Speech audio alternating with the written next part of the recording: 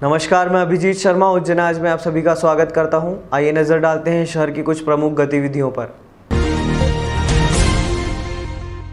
देश भर में खाद्य और पेट्रोलियम पदार्थ की बढ़ती कीमतों ने आम आदमी की कमर तोड़ रखी है। वहीं महंगाई का ये मुद्दा कांग्रेस के लिए राजनीतिक मुद्दा बन गया है, जिसको लेकर महिला कांग्रेस ने आज टावर पर प्रदर्शन किया।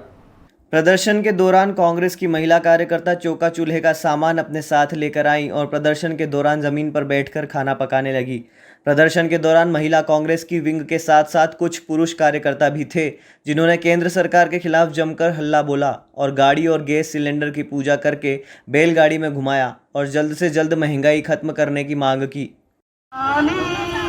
जय जय महारानी, थोड़ी तो हम पर करो मेहरबानी, थोड़ी तो हम पर करो मेहरबानी। जय जय जय महंगाई महारानी।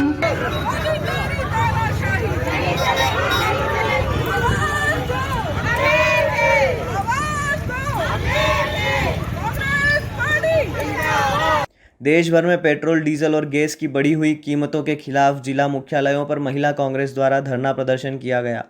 महिला कांग्रेस की जिला अध्यक्ष अंजू जाटवा ने बताया कि केंद्र सरकार किए गए वादे को पूरा करने में विफल रही है। अच्छे दिन आने के नाम पर पेट्रोल, डीजल व गैस के दाम बढ़ा दिए गए हैं।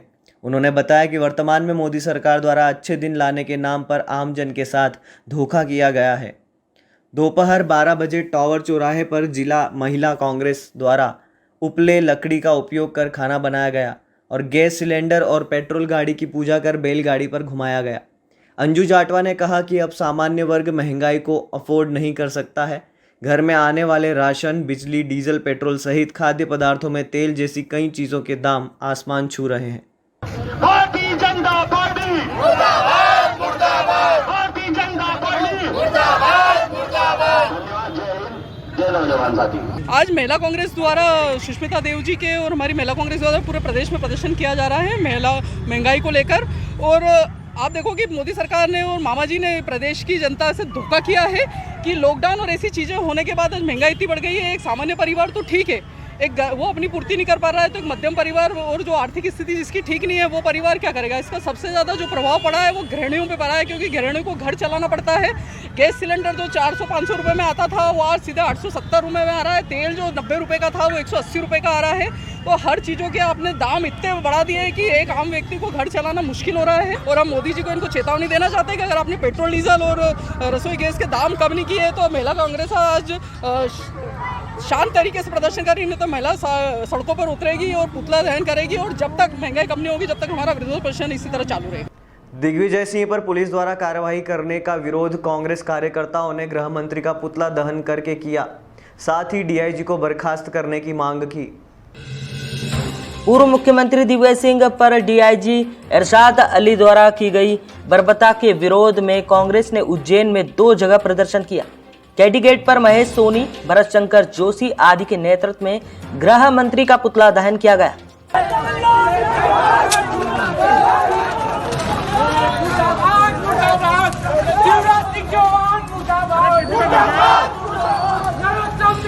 देवास गेट पर गृह मंत्री नरोत्तम मिश्रा का पुतला युवक कांग्रेस के बबलू खींची और दीपेश जैन ने जलाया।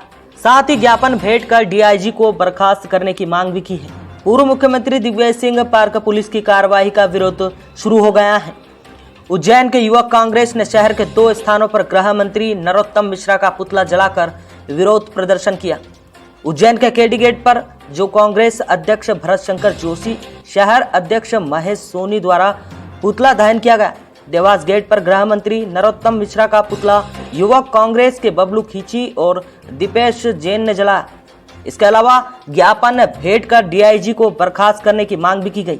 युवक कांग्रेस अध्यक्ष भरत शंकर जोशी ने बताया कि भाजपा की शिवराज सरकार ने भाजपा व संघ के अनुसांगिक संगठन को आने पौने दाम में बीएचईएल की जमीन देने का विरोध राज्यसभा सांसद दिग्विजय सिंह द्वारा किया जा रहा था, जो मुख्यमंत्री शिवराज सिंह चौहान को नागवार गुजारा और उन्होंने प्रदर्शनकारियों पर बल प्रयोग कर प्रदर्शनकारियों को खदेड़ने के आदेश दिए। शासन के इस कृत्य की जितनी निंदा की जाए उतना कम है। आज नरोत्तम मिश्रा गृह मंत्री का हमने पुतला जलाया है। पूर्व मुख्यमंत्री आदरणीय दिग्विजय नायर साहब के खिलाफ जो डीआईजी द्वारा उनसे मारपीट की गई, एक सकारात्मक आंदोलन के विरोध कर रहे थे वो, पर जो ये गृह मंत्री और शिवराज सिंह चौहान सरकार है, ये फांसीवादी सरकार है। इसके खिलाफ यूथ कांग्रेस नायर साहब की जो कार्रवाई है उसके खिलाफ आंदोलन करती रहेगी। आज हमने नरोत्तम मिश्रा पुतला जलाया है। भोपाल के गोविंदपुरा के जमीनी विवाद को लेकर युवक कांग्रेस ने एसडीएम गोविंद दुबे को राज्यपाल के नाम ज्ञापन सौंपा और डीआईजी को बर्खास्त करने की मांग की। वहीं गृह मंत्री का पुतला भी जलाया। हाल ही में गोविंदपुरा विधानसभा जमीन विवाद को लेकर प्रदेश सरकार और कांग्रेस को लेकर उपजे विवाद को लेकर पूर्व मुख्यमंत्री दिग्विजय सिंह की अगुवाई में हुआ विवाद अब तहसील स्तर पर देखने को मिल रहा है। साथ ही पूर्व मुख्यमंत्री और एडीजी से हुई बहस के बाद उसी को लेकर नरोत्तम मिश्रा द्वारा दिए गए बयान पर राजनीति सियासत गर्मा गई है। इसी के चलते उज्जैन जिले के घटिया तहसील मुख्यालय पर युवक कांग्रेस द्वारा एडीजी को हटाने के लिए राज्यपाल के नाम एक ज्ञापन एसडीएम गोविंद दुबे को सौंपा गया। ज्ञापन के बाद तहसील मुख्यालय पर कांग्रेसी द्वारा नरोत्तम मिश्रा का पुतला दहन भी किया गया। दहन के वक्त पुतले को लेकर कांग्रेसियों और पुलिस प्रशासन में खूब झूमाझटकी हुई। जलते पुतले को बुझाने और छीनने में एक पुलिस सैनिक का हाथ भी झुलस गया।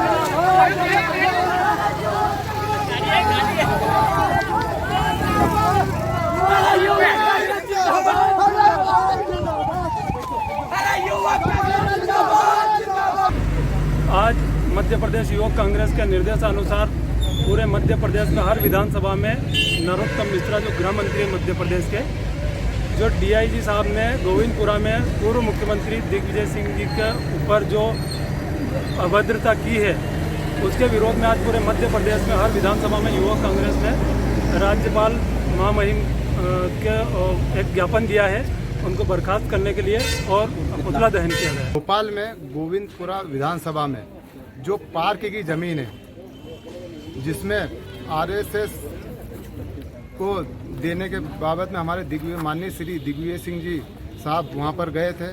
शांतिपूर्ण तरीके से उन्होंने ज्ञापन देने की कोशिश की। इस विषय में हमने ज्ञापन दिया है तो उन पे वहाँ पर गए तो हमारे माननीय पूर्व मुख्यमंत्री दिग्विजय सिंह जी व कांग्रेस कार्यकर्ताओं पर लाठीचार्ज, कैनल और बहुत ही शर्मसार घटना की गई, जिसके विरोध में आज हमने महामहिम के नाम ज्ञापन दिया है एसडीएम साहब को और डीआईजी भोपाल को बर्खास्त करने की मांग की गई। युवक कांग्रेस घटिया के द्वारा एक ज्ञापन महामहिम राज्यपाल महोदय के नाम पे प्रेषित किया गया है। मुख्य रूप से डीआईजी भोपाल महोदय के विरुद्ध उनके द्वारा शिकायत की गई है, तो ज्ञापन को जो है हम थ्रू प्रॉपर चैनल जो है प्रेषित करेंगे। प्रदेश के वित्त मंत्री व उज्जैन के प्रभारी जगदीश देवड़ा का स्वागत देवास रोड स्थित सर्किट हाउस पर कार्यकर्ताओं द्वारा किया गया। मध्य प्रदेश सरकार के वित्त मंत्री उज्जैन जिले के प्रभारी मंत्री जगदीश देवड़ा गुरुवार सुबह करीब 10 बजे देवास रोड स्थित सर्किट हाउस पहुंचे। यहां भाजपा कार्यकर्ताओं और नेताओं ने देवड़ा का जमकर स्वागत किया। दरअसल वे यहां भोपाल से आए थे। उनका महतपुर क्षेत्र का दौरा है। महतपुर जिले में ग्रामीण पदाधिकारियों की बैठक आयोजित होगी। सर्किट हाउस से वे महतपुर के लिए रवाना हो गए। इसके पहले वित्त मंत्री ने यहां पर मीडिया से बातचीत में कहा कि उज्जैन में 3 दिन पहले 11 जुलाई को मुख्यमंत्री शिवराज सिंह चौहान पहुंचे थे। उन्होंने यहां एक कार्यक्रम में कहा था कि कोरोना के कारण प्रदेश सरकार का खजाना खाली हो चुका है, चवन्नी भी नहीं बची है। इसी बात को लेकर गुरुवार को प्रदेश के वित्त मंत्री जगदीश देवड़ा ने कहा कि खजाना भरना और खाली होना चलता रहता है, चिंता की कोई बात नहीं है। प्रदेश के विकास के कार्य नहीं रुकेंगे, प्रत्येक आवश्यक कार्य होंगे। इसके अलावा कांग्रेस द्वारा महंगाई पर विरोध प्रदर्शन करने के सवाल पर वित्त मंत्री देवड़ा ने कहा कि कांग्रेस के पास बोलने की कोई गुंजाइश नहीं बची है और बोलने का कोई हक भी नहीं है। 15 माह सरकार में खुद कमलनाथ बैठे थे, वे पहले अपने आप में झांक कर देख लें। बैठक भी हुई, पार्टी कार्यालय पे कार्यकर्ताओं से मुलाकात हुई, हमारे पदाधिकारियों से मुलाकात हुई, आम जन से मुलाकात हुई है। और आज उज्जैन ग्रामीण की जिले की कार्य समिति की बैठक है महिपुर में, आज मैं उसमें सम्मिलित होने के लिए जा रहा हूँ। तो मुख्यमंत्री जी ने यहाँ पर कहा था कि खजाना पूरा खाली है, चवन्नी भी नहीं है, तो आप वित्त मंत्री है, किस प्रकार से योजना खाली होता है फिर कभी भरता है, ये होता ही है। मुझे लगता है कि कोई ऐसी चिंता की बात नहीं है, पर माननीय मुख्यमंत्री जी ने यह भी कहा कि कोई भी आवश्यक खर्चे रुकेंगे नहीं और आवश्यक काम रुकेंगे नहीं, विकास भी होगा, जन कल्याणकारी योजनाओं पर खर्च भी होगा और जो भी आवश्यकता होगी उसकी पूर्ति होगी। मंत्री जी, लगातार महंगाई बढ़ रही है, पेट्रोल डीजल के दाम भी बढ़ रहे हैं, कांग्रेस आम नागरिक काफी परेशान है, इसको लेकर कुछ किया जा रहा है? कांग्रेस भी सरकार में रही है, कांग्रेस के पास बोलने के लिए कोई गुंजाइश नहीं है, मुझे लगता है उनको बोलने का कोई अधिकार भी नहीं है। अभी इसके पहले 15 माह कमलनाथ जी बैठे थे, वो अपने आप को जरा खुद अपने झांक करके देख लें। शहर के विक्रम विश्वविद्यालय को आज उच्च शिक्षा मंत्री मोहन यादव की मौजूदगी में एक नई सौगात मिली। यहां 6 करोड़ रुपए की लागत से बने भवन का लोकार्पण किया गया। शहर में स्थित विक्रम विश्वविद्यालय को आज उच्च शिक्षा मंत्री मोहन यादव की मौजूदगी में नई सौगात मिली है। विश्वविद्यालय में 6 करोड़ की लागत से बने भवन निर्माण का लोकार्पण किया गया। लोकार्पण कार्यक्रम में कुलपति अखिलेश कुमार पांडे, उच्च शिक्षा मंत्री मोहन यादव व अन्य विश्वविद्यालय के प्रोफेसर छात्रों की मौजूदगी रही। मंत्री यादव ने कहा, यही विश्वविद्यालय में मेडिकल कॉलेज के लिए भी विचार किया जा रहा है, जिसमें शासन विश्वविद्यालय की पूरी मदद करेगा। मंत्री मोहन यादव ने कहा कि आज भवन निर्माण के बाद लोकार्पण किया है, ऐसे विकास कार्य को हम अधिक महत्व देते आए हैं, आगे भी देंगे। विश्वविद्यालय में मेडिकल कॉलेज के लिए विचार चल रहा है, जिसकी मदद शासन की ओर से की जाएगी। वहीं सीएम शिवराज सिंह चौहान का स्कूल को लेकर निर्णय सराहनीय है। गाइडलाइन के साथ जल्द स्कूल शुरू किए जाएंगे।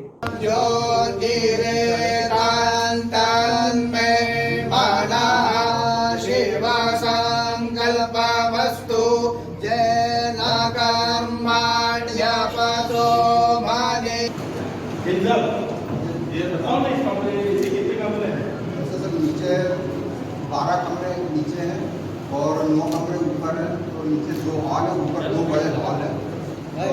पूर्व मंत्री पारस जैन ने कहा कि 6 करोड़ की लागत से बनने वाले भवन का लोकार्पण किया है। मेरी इच्छा थी मेडिकल कॉलेज की, जब से मैं विधायक बना वह पूरी हुई है, उसका भी जल्द लोकार्पण करेंगे। विश्वविद्यालय में सब प्रकार की शिक्षा हो, ये नई शिक्षा नीति भी कहती है। और ऐसे में हमारे पास ये बात सही है कि उज्जैन जैसी जगह पे जब मेडिकल कॉलेज की अत्यंत आवश्यकता है, तो शासन के लेवल पे ये गंभीरता के साथ विचार हो रहा है कि मेडिकल कॉलेज तो खोला जाए, लेकिन मेडिकल कॉलेज को सफलता के साथ चलाने में शासन की वर्तमान वित्तीय कठिनाइयाँ भी है और विश्वविद्यालयों का आगे उन्नति का एक अवसर भी है। तो दोनों की दृष्टि से दोबारा बैठेंगे कि इसमें विश्वविद्यालय के साथ, चूँकि क्या होता है कॉलेज के माध्यम से मेडिकल कॉलेज की प्रैक्टिकल प्रयोगशाला होती है हॉस्पिटल, जहाँ सब प्रकार की वहाँ जाकर के उनको चिकित्सा सुविधा देना रहती है। इसके आधार पर हॉस्पिटल की उन्नति हो जाती है, हॉस्पिटल में अच्छे विशेषज्ञ मिलते हैं। लेकिन पढ़ाने का जो प्रोसेस है पूरी, वो तो एक अलग से पढ़ाने की प्रक्रिया बनती है। तो पढ़ाने के लिए यूनिवर्सिटी भी मददगार होती है और शासन भी उस चीज़ में चाहता है कि हमारा आर्थिक लोड कम हो जाए। तो एक पॉलिसी मैटर पे माननीय मुख्यमंत्री जी इस बारे में विचार कर रहे हैं कि ऐसे कई विश्वविद्यालय जिसमें विक्रम नंबर 1 पे है, वो अपने विश्वविद्यालय मेडिकल कॉलेज खोले, शासन उनको मदद करेगा।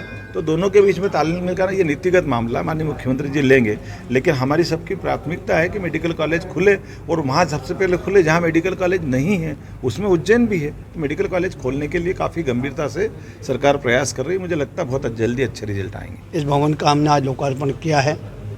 आदरणीय मोहन जी सांसद जी हमारे प्रभारी मंत्री जी के साथ गए हैं और कुलपति जी वो सब लोग उपस्थित हैं। वास्तविक में यूनिवर्सिटी में ये आवश्यकता थी। यूनिवर्सिटी में पहले भी कई चीज़ों कमी, उसकी पूर्ति हमारे मुख्यमंत्री जी भी कर रहे हैं और देश के प्रधानमंत्री नई शिक्षा नीति भी लाए हैं और उसके तहत भी वास्तविक में नए कई कोर्स खुलने वाले हैं, जिससे भी उज्जैन के लोगों को, विद्यार्थियों को लाभ मिलेगा।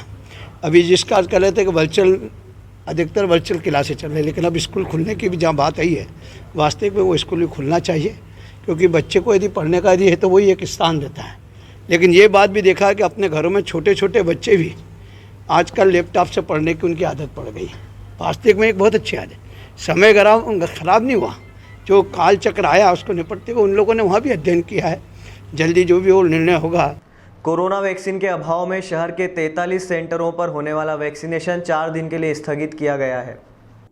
कोविशील्ड और कोवैक्सीन के 25,000 डोज उज्जैन को मिले थे। इसके चलते 14 जुलाई को जिले में टीकाकरण हो पाया। कोरोना वैक्सीन की कमी के कारण टीकाकरण अभियान में रुकावट आ गई है। 14 जुलाई को शहर के कुल 43 सेंटरों पर वैक्सीनेशन का काम हुआ। हालांकि सेंटरों को सीमित संख्या में वैक्सीन उपलब्ध कराने और लोगों की भीड़ के कारण सेंटरों पर लंबी कतारें लगी और कई जगह टोकन भी बांटे गए। जिला टीकाकरण कार्यालय द्वारा कुल 43 वैक्सीनेशन सेंटरों में से 6 सेंटर कोवैक्सीन के रखे गए थे, जहां सिर्फ कोवैक्सीन का दूसरा डोज ही लगाया और शेष सेंटरों पर कोविशील्ड का पहला व दूसरा डोज लगाया गया।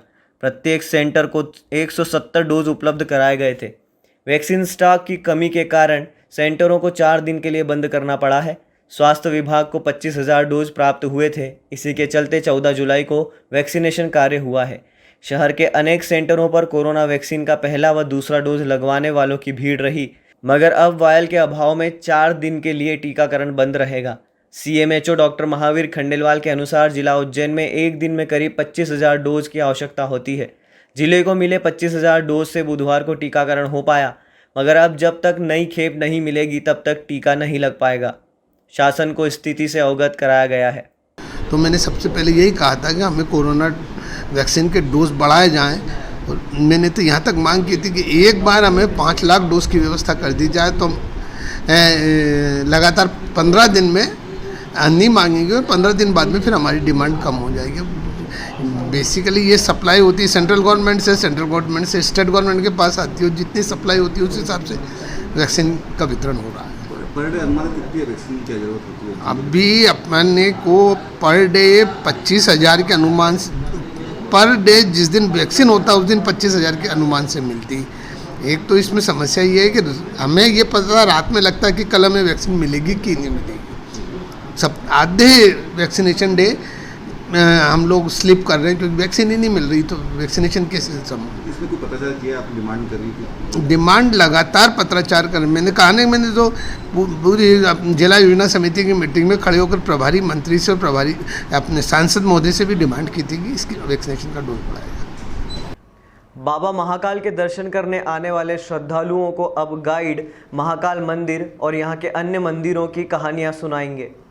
विश्व प्रसिद्ध बाबा महाकाल के मंदिर में आने वाले श्रद्धालुओं को अब 50 गाइड उज्जैन और अन्य मंदिरों से जुड़ी रोचक कहानियां बताएंगे। पर्यटक व दर्शनार्थी अब उज्जैन से एक अच्छा अनुभव लेते जाएंगे। उसके लिए उज्जैन कलेक्टर आशीष सिंह ने 50 गाइड्स को चुना है, जिन्हें ट्रेनिंग दी जा रही है। उज्जैन कलेक्टर आशीष सिंह ने युवाओं को रोजगार देने के लिए महाकाल मंदिर में श्रद्धालुओं और शहर में आने वाले पर्यटकों के लिए गाइड्स की ट्रेनिंग शुरू की थी, जिसमें करीब 50 गाइडों की ट्रेनिंग पूरी हो चुकी है। ऐसे गाइडों से उज्जैन कलेक्टर आशीष सिंह, महाकाल मंदिर प्रशासक नरेंद्र सूर्यवंशी ने चर्चा की। महाकालेश्वर मंदिर में टूरिस्टों के लिए चयनित किए गए 50 गाइड्स की प्रथम चरण की ट्रेनिंग पूर्ण हो चुकी है। उक्त सभी गाइड्स से कलेक्टर आशीष सिंह ने विक्रम कीर्ति मंदिर में चर्चा की। कलेक्टर ने इस अवसर पर कहा कि सभी गाइड्स महाकालेश्वर से जुड़ी हुई पौराणिक कथाएं टूरिस्ट को बताएंगे, तो निश्चित रूप से उनकी रुचि यहाँ के विभिन्न दर्शनीय स्थलों के लिए जागेगी। उज्जैन आने वाले टूरिस्ट एक अच्छा अनुभव लेकर यहाँ से वापस जाएंगे। कलेक्टर ने कहा कि मंदिर के स्थापत्य, इतिहास एवं अन्य तथ्यों को जोड़कर रोचक जानकारी उपलब्ध कराई जा सकती है। कलेक्टर ने सभी गाइड्स की दूसरे चरण की ट्रेनिंग कराने के निर्देश दिए हैं। कि महाकाल मंदिर के लिए गाइड सुविधा हम लोग एक प्रारंभ करने का प्लान किया था और इसकी संकल्पना ये है कि व्यक्ति जब आता है महाकाल बाबा के दर्शन करता है और चला जाता है तो जो श्रद्धा है वो तो मतलब वैसी ही उसकी रहेगी, लेकिन उसके साथ साथ जो मंदिर का इतिहास है, जो उससे जुड़ी हुई पौराणिक कहानियाँ हैं, मंदिर में स्वयं भी कई सारे मंदिर हैं, कोटि तीर्थ है, नागचंदेश्वर का मंदिर है, सबकी अपनी अलग अलग परंपराएं हैं, सबका अलग अलग इतिहास है, अपनी स्थापत्य कलाएं अलग अलग हैं और मंदिर से जुड़ी हुई ढेरों कहानियां हैं जो रुचिकर भी हैं। तो मेरा ऐसा मानना है कि न केवल श्रद्धालु दर्शन करें बल्कि इन कहानियों को जाने, इन परंपराओं को जाने, उज्जैन के इतिहास को, परंपरा को जाने, जिससे कि अभी जो 10-15 मिनट में दर्शन करके लोग चले जाते हैं वो यहाँ पर ज़्यादा समय गुजारें।